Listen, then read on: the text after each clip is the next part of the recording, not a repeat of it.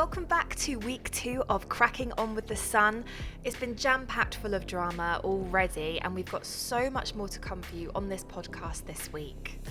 Oh my goodness, it feels like days since we spoke over the weekend because so much has happened. I know, I hated the weekend this weekend. I was like, hurry up, I just want to get back on here and be talking about Love Island. Yeah, so obviously on Friday night, The Sun exclusively revealed that Ruben Diaz, Man City defender, had dumped Arabella and she was taking that broken heart into the Love Island villa. So, total headspin. Mm-hmm. For me, Arabella is someone who, when she was in the villa, it didn't really feel like she did that much when she was in there. I think she was only in there for about a week. But since obviously coming out, she's exploded. Like, she's Mrs. on Leonardo DiCaprio's yacht. She's Mrs. dating businessmen. X is here, X is there. Footballers as well, obviously. She seems to just catch everyone's eye, and you can see why. She is a powerhouse. You know, she's gone in there so confident, looking incredible, and she's turned all of the boys' heads. Yeah, I think as well what was really interesting is Georgia Harrison in Beach Hut was like, she is confident, she is sexy, no one is safe. But for me, and I think this is going to be really interesting to see how it plays out, is the confidence is turned up to 10. You know, when she's with the girls, when she's with the boys, she's really, really balls to the wall, isn't she? And I think some of the boys won't be able to cope. Well, yeah, that reminds me. You know, Chris made that comment saying, she's very confident, maybe too confident. Oh, actually, no, there's no such thing. Kind of backtracking on what his thoughts were. But I can understand his thought process. She's come in and she's just, I feel like she's head and shoulders above the rest. And it must intimidate those guys. Yeah, definitely. And what did you think about that comment him making? You know, maybe, is she too confident? I think, like you say, it was coming from a place of honesty. Because, let's face it, even as like normal human beings, if someone's incredibly confident when they speak to you, most of us would feel quite taken aback, wouldn't they? But I think this is what's quite interesting about the dynamic of putting all these people in there who know what they're doing, who have played the game, which is actually something really, really interesting that Jake shared with us. So we've had a chat with Jake Cornish, fresh from the villa. He's back in the UK and shivering in his vest top, but he has some very interesting things to tell us about the real behaviour of people in that villa. He's very interesting things to say about Liberty, and particularly about Molly and Callum. So stay tuned for that later in the podcast. Well, there's so much about Molly and Callum. That was kind of the two themes that were running in Friday night and Sunday night show was Molly and Callum, will they, won't they? I've got a kind of new theory that I really want to share with you about them.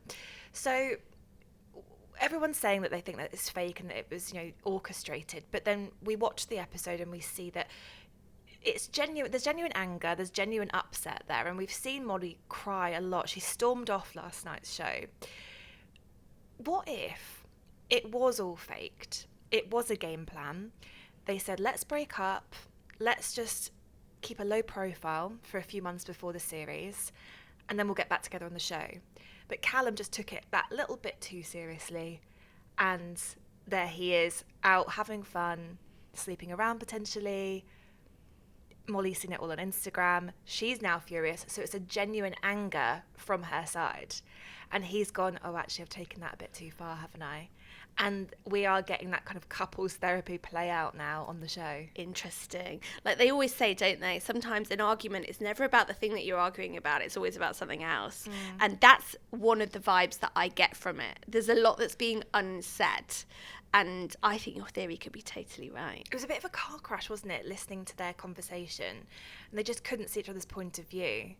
We need to maybe get somebody on who kind of understands that therapy side of things and, like, you know, what could they have done differently? What could have actually made that conversation have a good ending as opposed to Molly storming off and crying? Yeah, I think you're right, though. I think you're completely right. It's like there's many, many layers of this situation, and this potentially is a game plan gone wrong. Because I think everyone was quite surprised that she chose him in the recoupling. based on all the behaviour that had gone on in the villa. So maybe it was agreed that they would just keep choosing each other in recouplings to let it play out. But like you say, everything else has gone wrong. And now we've got the threat of Arabella, who one of the girls was sort of saying she's ruthless. Was that maybe Georgia Steele? She's ruthless. She's not going to hold back. She's going to get what she wants. Yeah. And if she wants one of your guys, then you're not safe. And fair point, I think. I think she's right. She's spot on there. So we saw last night that Callum is now potentially sort of swaying towards Georgia Steele, Toby towards Arabella. So it's really shaking things up. Yeah, and that's exactly what she's there to do, which is why she was such perfect casting. I know that based on her first time in the villa, fans are like, why choose her? We don't love her. Choose the ones that we love. But as we know from Love Island producers, they're all about who is the right person for this moment. And I think Arabella was the perfect person for this moment because she's got that history to plunge right into the Toby situation. She's obviously got Mitch's head spinning, gives Chris someone to get all his chat up lines out on, bless him. It's a lot of chat up I know. lines. But Mitch, speaking of which, he's right back in that mess. We know this well. We've seen this playbook before. All of his, you're my number one, coming back to bite him on the bum. Liberty doesn't look like she's going to stand for it, though. No, and I'm terrified to say this out loud, but I might defend Mitch just slightly here, not a huge amount. But Liberty's reaction to me last night was very over the top. So if we kind of recap, he's obviously been torn a bit between Demi and Liberty, and he's told them both they're number ones. But it was the reason he's ended up with Liberty isn't because he really thought that Liberty was number one. It's because Demi preferred Lewis. Yeah. That's fair to say. Yeah. So it's ended up that the two of them are kind of just stuck with each other, Liberty and Mitch. That's how Mitch feels. Liberty, on the other hand, thinks, oh, I've got the guy, I've won, we're going to be together now, it's all great. And very quickly she's sort of realising that, no, this is the messy Mitch of old, and this is not going to go well. He seemed to sort of look really embarrassed, didn't he, when he was called out for it? He was getting shouted at by everyone. He's already had the most rows in there. Update the row count. Yes. What did you think about Liberty's reaction, though? I just felt like they were only just getting to know each other still. It was week one. Maybe that was a bit OTT. Yeah, I think that Liberty, look, she came out of her first stint on Love Island. She was the nation's sweetheart. She got that in the style range with the slogan jumpers and self-love, and absolutely deserved that. But she knows that owning a role on Love Island is a good thing in terms of their jobs, their work.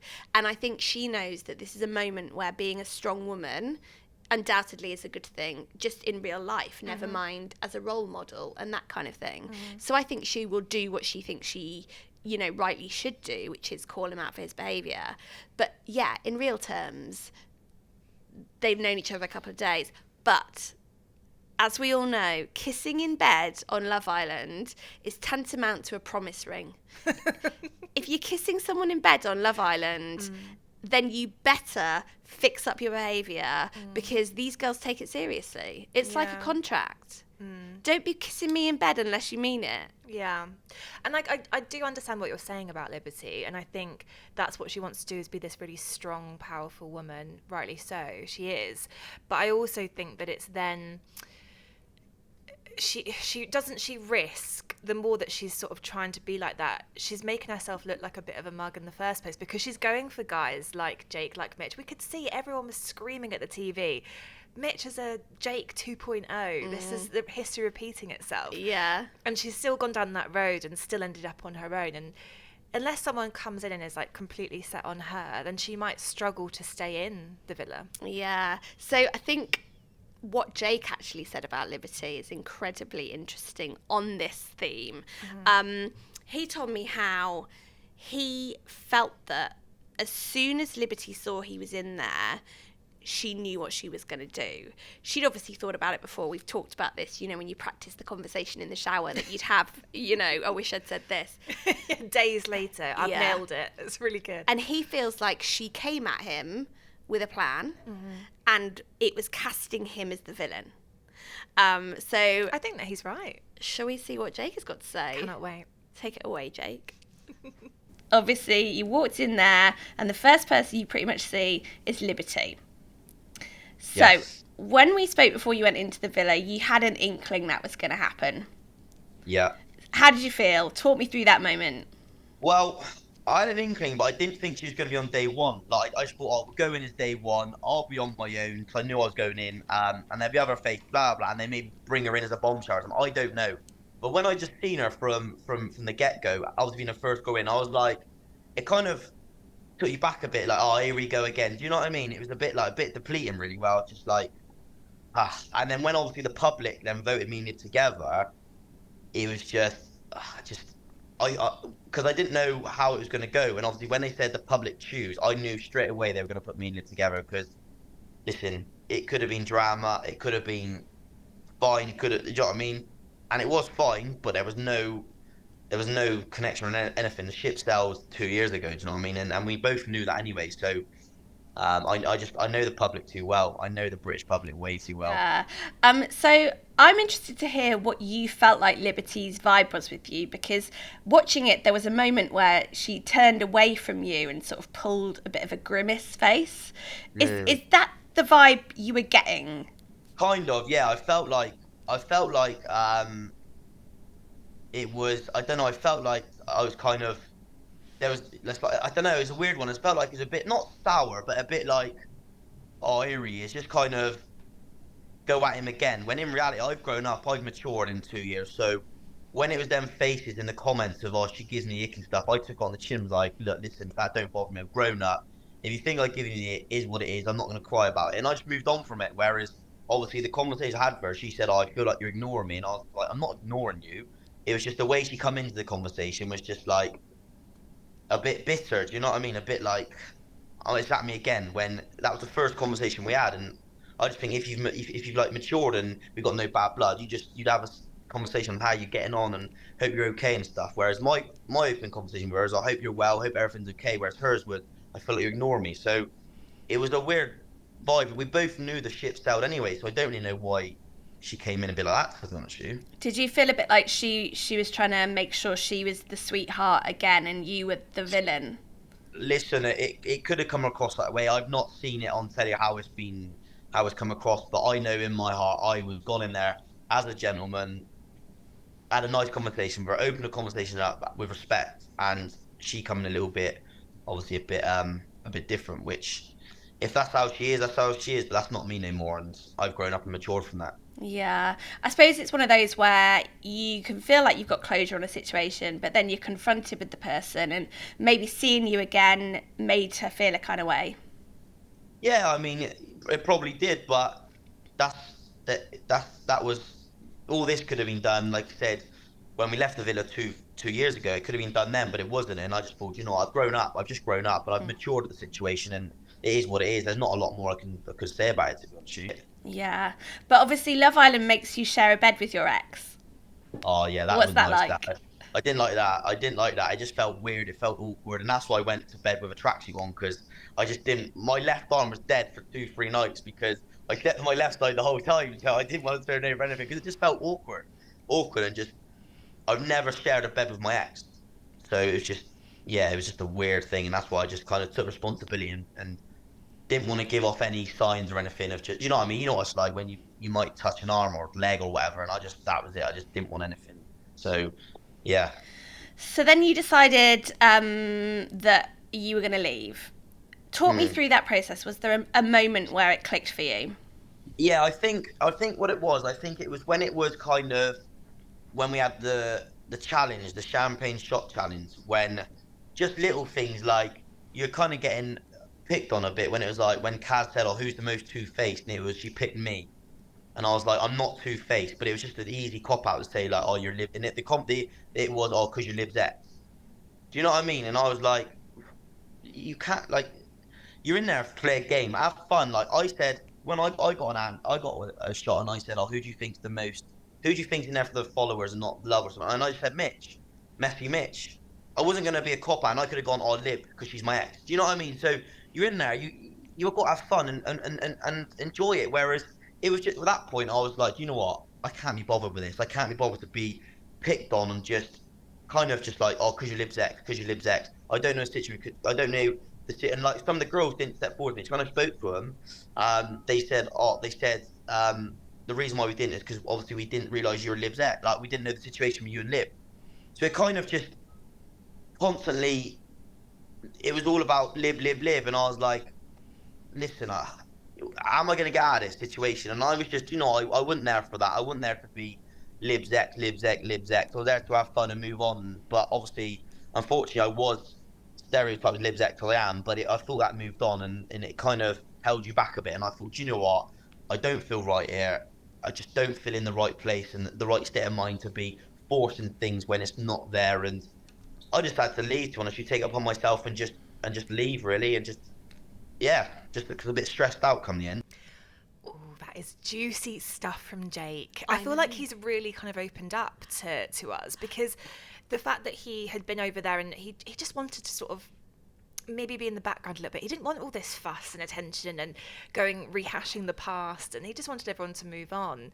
And it sounds like it maybe wasn't as civil with Liberty as we were led to believe. I think that I was expecting to get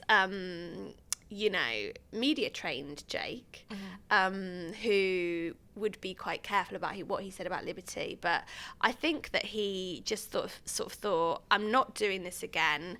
I suffered a real backlash last time through his own behaviour, which he owns, and he could see himself going down that same path and just thought, I'm out. And fair play, but certainly he does feel like Liberty had a role to play in that, which I think is interesting. But did he not expect that to happen? He so as you heard, he thought that she would be in as a bombshell a little bit later. So maybe didn't have to. It was just on a surprise level of just both being OGs. Yeah. So he knew she'd be there at some point, but I think he thought he'd have a couple more days to sort of establish himself. The other thing that he didn't hold back on was how he felt that the Molly and Callum situation. So he, I think, agreed with you that something isn't natural about this situation. Okay. These aren't just two exes that are now in that villa. He felt like there was something else at play.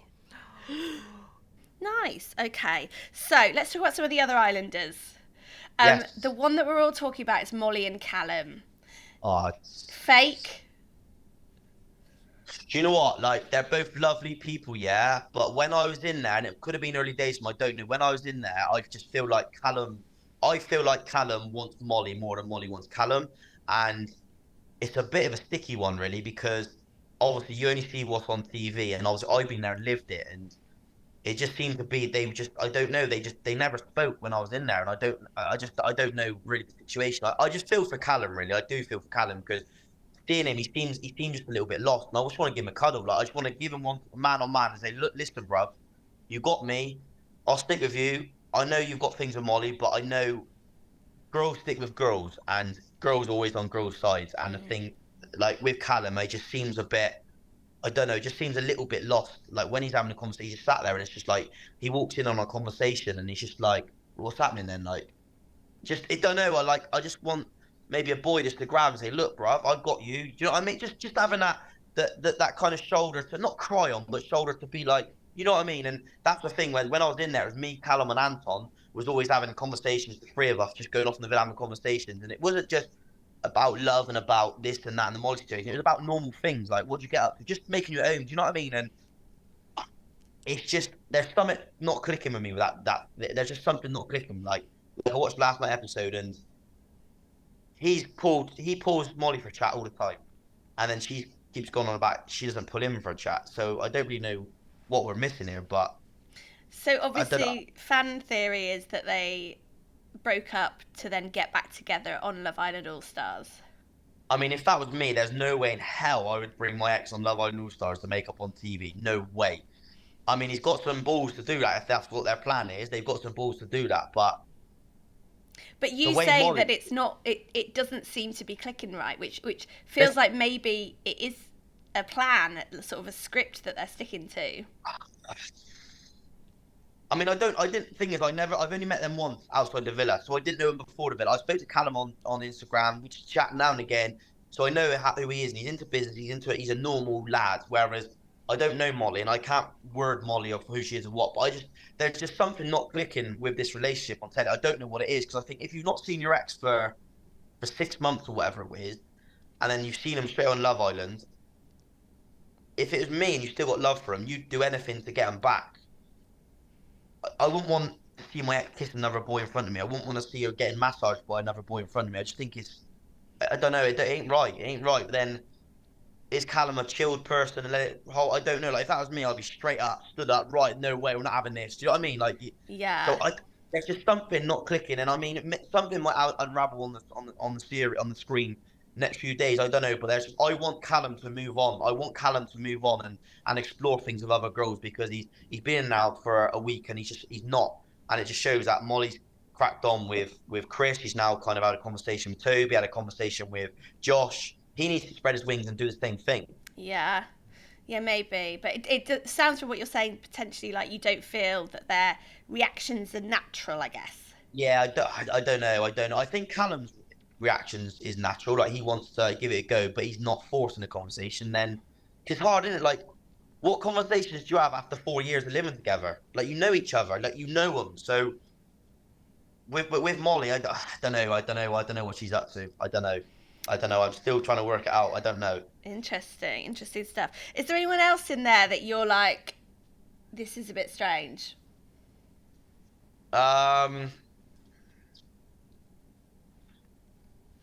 trying to think. No, none. I don't think so. No, I don't.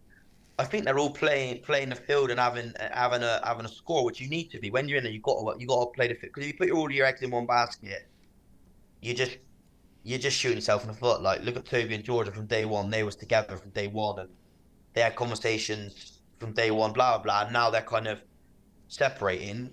So now there's arguments appearing because they've said to each other they're kind of not together, but they're for each other. And now all of a sudden do you know what I mean? So it's a sticky one, really. It's a sticky one.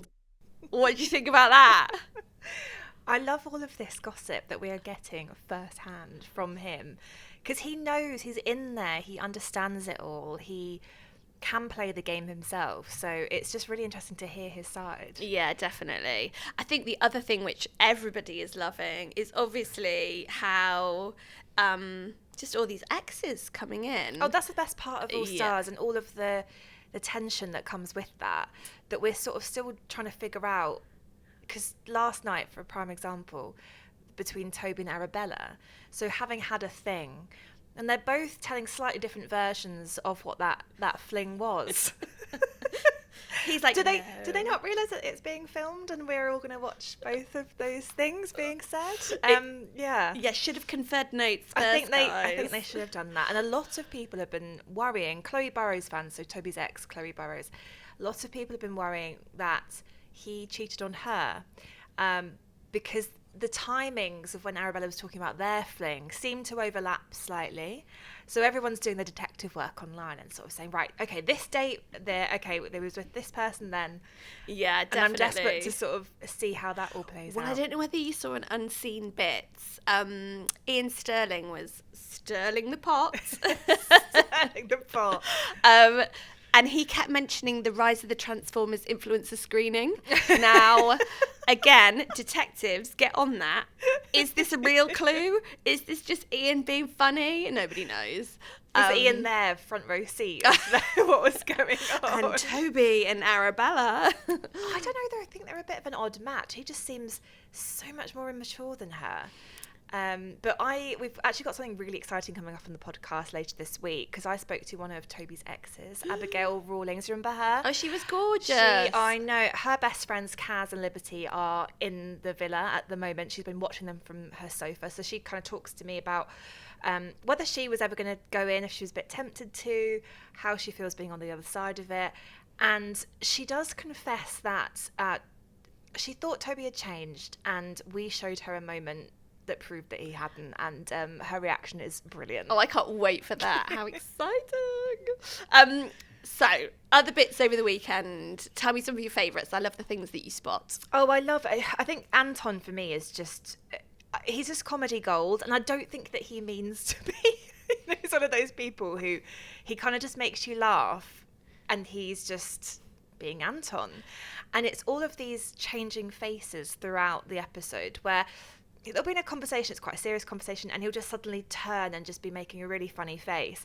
And there's a little bit when the boys are all gathered around with Arabella, and she asks, like, is everyone single, or are you all coupled up? And he says, well, no one's coupled up. It's not seriously coupled up. And then he kind of just sticks his tongue out, and it's the most bizarre thing. If you haven't seen it, you need to go online and have a look. It is brilliant. Actually, we can play it. We can play this moment because it just tickled me. I was just going to say I could try and recreate that moment, but we should just leave it to Anton. Is anyone completely coupled off, first of all? No one is. We're not just saying that. No one's coupled up, like, properly. We'll definitely fill you in. Because I feel like it's a good opportunity. Anton.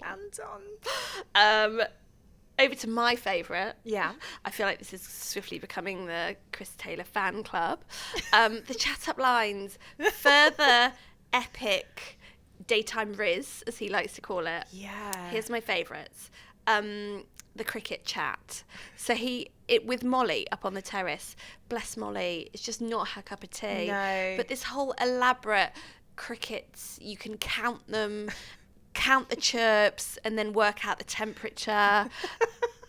She's like, hun, I'm a China White's Prosecco girly. Yeah. This is not my cup of tea. I think I'm more like that. I'd be sort of like glazing over a little bit. But then I also do find him fascinating. I loved when he was flirting with Arabella, and it's working because she put him top choice.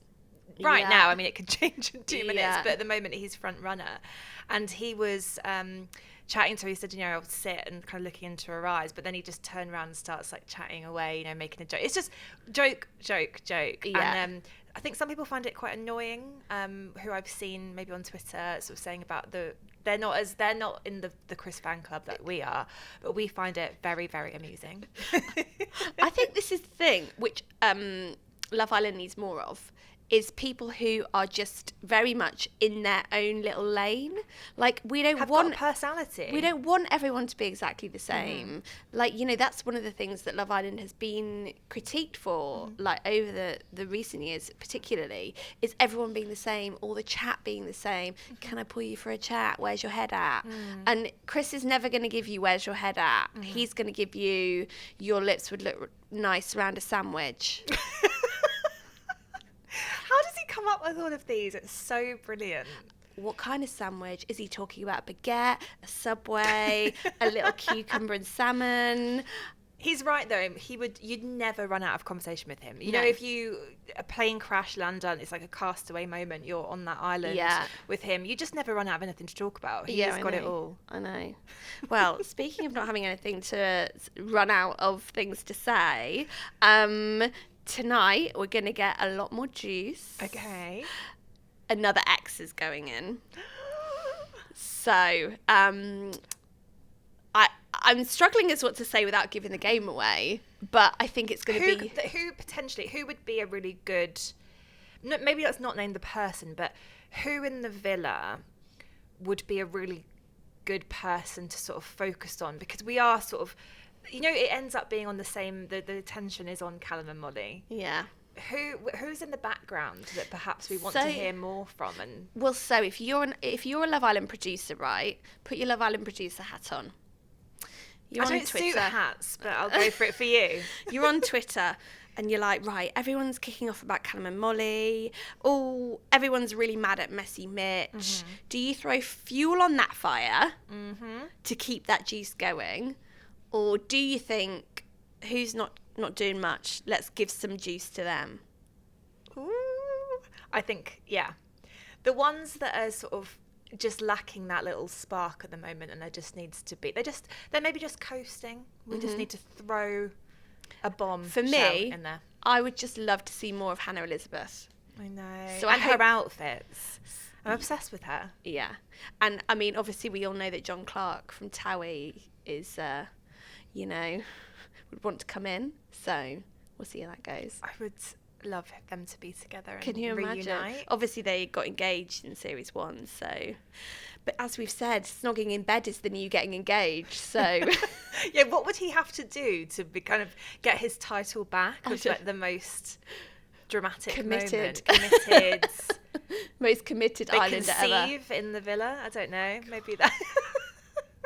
I'm clutching my duty of care pearls. I think that would be against policy. Anyway, join us for more against policy moments. Tomorrow on the podcast, we're here every weekday, and we look forward to sharing all the tea and hearing from Toby's ex, Abigail Rawlings, later in the week.